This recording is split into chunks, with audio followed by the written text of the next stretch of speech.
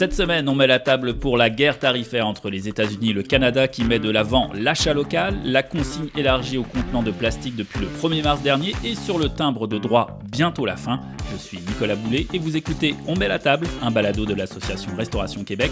Bienvenue. Ravi de vous retrouver pour ce premier épisode de 2025. On a fait une petite pause en début d'année histoire de faire le plein d'actualités. Et on est servi, n'est-ce pas ? Et l'actualité, en ce moment, se résume à un nom, Donald Trump. Vous le savez, le président des États-Unis s'est lancé dans une guerre tarifaire avec le Canada. 25% ici, 50% là, avance d'un pas, recul de deux. Pas facile de suivre ce tchatcha douanier. On en parle avec Dominique Tremblay, directrice des affaires publiques et gouvernementales de l'ARQ, qui est notre invitée cette semaine. Alors Dominique, peut-on faire le point sur la situation ? Comment cette guerre tarifaire peut avoir des conséquences sur la vie des restauratrices et des restaurateurs qui nous écoutent?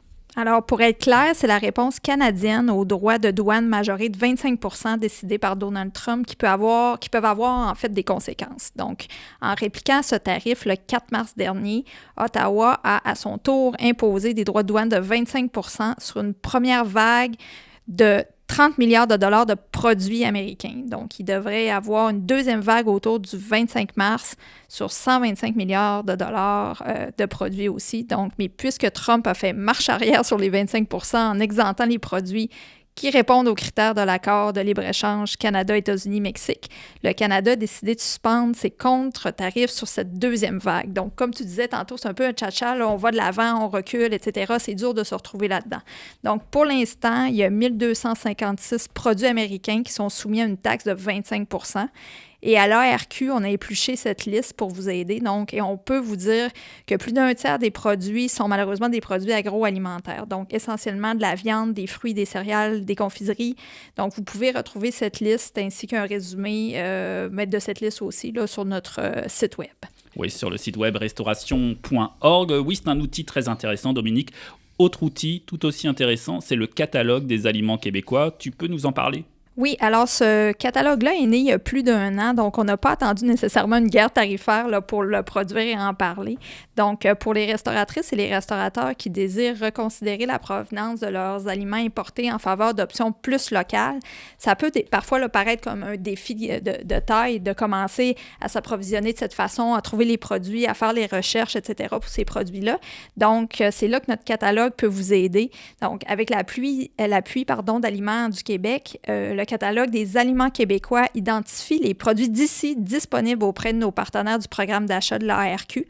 Donc, il est vraiment bien fait, super pratique, disponible aussi sur notre site web. Donc, vous allez pouvoir facilement identifier des produits québécois et puis vous les procurer auprès là, de nos partenaires fournisseurs de l'ARQ. Alors, autre initiative de l'ARQ en faveur de l'achat local, Dominique, c'est le programme Aliments du Québec au menu. Oui, c'est né il y a un peu plus de 10 ans. Donc, en collaboration encore avec Aliments du Québec, l'ARQ a mis en place le programme Aliments du Québec au menu qui offre une reconnaissance aux restauratrices, restaurateurs qui réservent une place de choix aux produits alimentaires québécois sur leur menu. Donc, en 2024, c'est d'ailleurs le restaurant Côté-Est, situé à Kamouraska, qui a remporté le prix restaurateur Aliments du Québec au menu. Oui, on salue Perle Morancier et Kim Côté, les copropriétaires de ce superbe restaurant dans le bas du fleuve. D'ailleurs, si vous passez par là cet été, n'hésitez pas à y faire un petit tour. Autre dossier qui a retenu notre attention en ce début mars, Dominique, c'est la nouvelle étape franchie dans l'élargissement de la consigne. Oui, effectivement, depuis le 1er mars dernier, les contenants en plastique des boissons de 100 ml à 2 litres sont désormais consignés.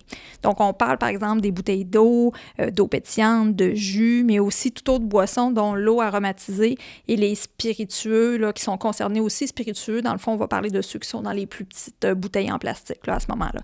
Cet élargissement de la consigne fait partie de la phase 2 du plan édicté par le gouvernement en juin 2022 pour entreprendre officiellement la modernisation du système de consigne québécois. Donc, concernant la consigne sur les bouteilles de verre ou sur les contenants en carton multicouche, par exemple le lait, le jus, il faut rappeler que son entrée en vigueur a été reportée à 2027. Oui, est-ce que les restaurants doivent faire quelque chose en particulier avec cette nouvelle étape d'élargissement? Alors oui, normalement, les restaurants qui peuvent fournir un repas ou un repas léger à au moins 20 personnes à la fois avaient l'obligation de s'inscrire au répertoire de l'Association québécoise de récupération des contenants de boissons, soit l'AQRCB, avant le 1er mars. Donc, en clair, les restaurants de 20 places et plus sont concernés par cette obligation. Alors même si on estime que le volume est faible et que finalement on a très peu de contenants en plastique, on doit s'inscrire? Oui, c'est vraiment obligatoire dans le fond et peu importe le volume, c'est inscrit dans l'article 62 du règlement visant l'élaboration, la mise en œuvre et le soutien financier d'un système de consigne de certains contenants. Donc, en vous inscrivant, l'AQRCB pourra ensuite statuer si vous ferez partie ou non de la collecte gratuite qui est offerte là, pour ces contenants en fonction de votre volume. Donc, perdez pas de temps, faites-le maintenant. Puis vous avez aussi la possibilité, si vous ne rentrez pas dans le fond dans les conditions de collecte gratuite, à ce moment-là, vous pouvez disposer de ces contenants-là vous-même. Vous pouvez appeler, par exemple, ou même sur le site, je pense, de l'association, il y a même une option là, pour avoir des organismes locaux qui viennent collecter vos contenants ou vous-même aller les porter. Là, c'est un choix. Mais il y a différentes options qui sont disponibles, mais l'inscription est obligatoire. Ouais, on rappelle toutes ces informations sur notre site web aussi pour vous aider à vous démêler là-dedans. Après la consigne, parlons maintenant du projet de loi 85, un projet de loi qui vise des allègements réglementaires. On y parle notamment, Dominique, de timbre de droit. Oui, ça nous a tenu bien occupés en février, ce dossier. Ça se poursuit d'ailleurs puisque les consultations, l'étude en fait du projet de loi n'est pas terminée. Donc, en résumé, le 12 février dernier, nous, on est allé présenter notre mémoire sur ce projet de loi-là aux parlementaires qui était réunis en commission et on a profité de notre passage à l'Assemblée nationale pour souligner que la fin du thème pour les microbrasseries, dans le fond, c'était super bien et dans le texte, c'était un pas vers la bonne direction, mais qu'il fallait viser plus loin. Donc, viser plus loin, ça veut dire abolir ce système de marquage pour l'ensemble des boissons alcooliques. C'est une demande que l'on fait depuis très longtemps et une demande qui avait pourtant été acceptée. En 2018, dans le fond, l'ensemble des partis avaient donné leur appui à l'abolition complète du thème de droit. Malheureusement, cet engagement ne s'est jamais concrétisé, faute d'avoir trouvé un autre moyen de vérification. La RQ, outre le timbre de droit, a aussi fait une demande au sujet de la vente de prêt-à-manger aux épiceries. De quoi il s'agit?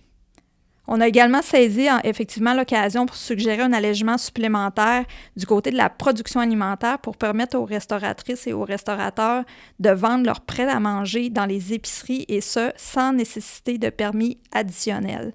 Donc, ça, c'est plus du côté du MAPAC. Donc, on demande un assouplissement de ce côté-là pour que les ventes puissent être diversifiées là, pour les restaurateurs. On parlerait là, des commerces de proximité à ce moment-là. Donc, de ne pas avoir besoin de demander un permis supplémentaire pour pouvoir faire ces ventes-là.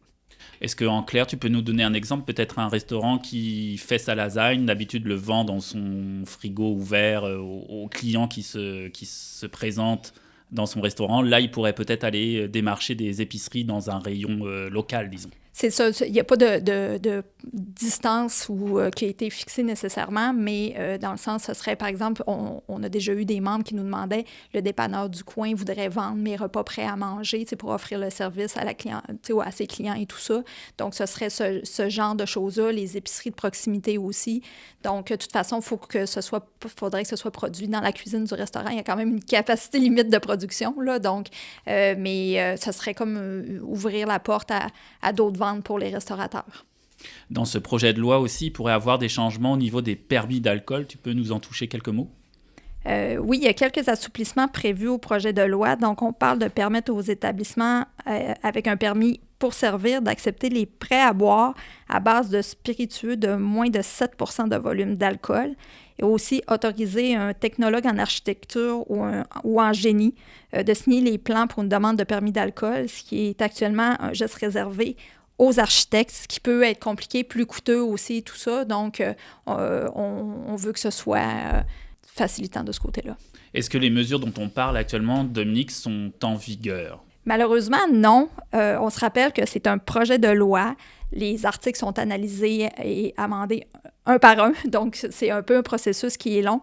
Certains vont être acceptés, certains vont être refusés là, au niveau des articles de loi, des propositions. Donc, Ça reste en discussion à l'étude en ce moment. Il y a eu une petite pause qui a été prise pour la relâche et tout ça. Ça reprend bientôt. Donc, on va suivre ça de près, évidemment, pour voir qu'est-ce qui se passe de ce côté-là.